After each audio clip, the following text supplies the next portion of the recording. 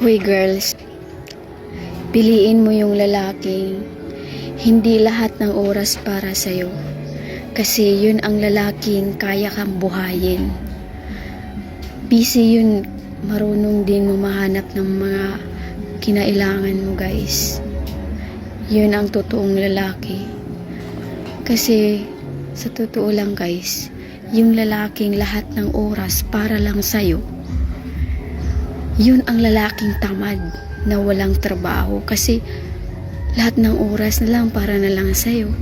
Kasi sa totoo kang nagmahal guys, kahit hindi lahat ng oras binigay mo sa kanya,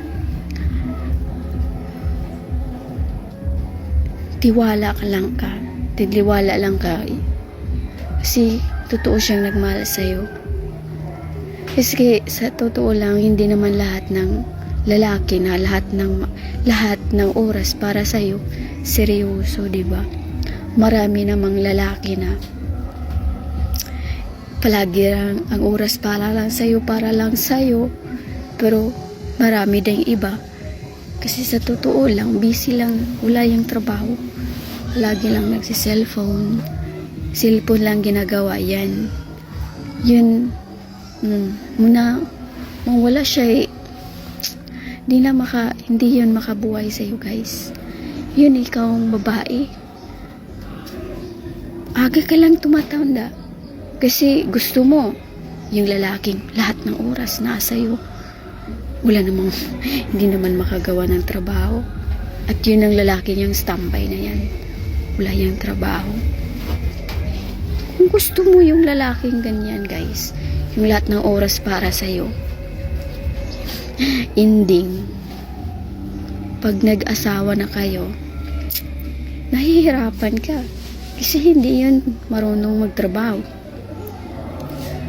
hindi yun kaya kang asikasuhin kasi gusto mo yung lahat ng oras para sa iyo. Kung ikaw ang babae, isip-isipin mo mabuti kasi hindi naman lahat ng lalaki na walang oras sa iyo hindi seryoso, di ba? May mga lalaki naman kahit wala silang oras sa'yo, kasi alam mo wala siyang oras, lalo na kung may trabaho, di ba? Kung may trabaho, hindi naman yung lahat wala silang oras sa'yo. Kung ikaw ang babae, makaintindi ka sa lalaki, kasi ang totoong lalaki guys, yung seryoso, kahit wala siyang oras sa'yo, kaya kang bilhin ng mamahalin, yung kaya kang bigyan ng kahit ano-ano. Yun ang lalaki seryoso kahit wala siyang oras sa'yo. So kamo guys, kayo girls, huwag kayong sabihin nyo na gusto mo lagi lang kumukontak yung jowa nyo. Huwag nyo nga ganyan, yung lahat ng oras nandyan lang sa'yo. Huwag kayo, kasi sa totoo lang, yung lalaking ganyan, lahat ng oras sayo lang, wala yung trabaho.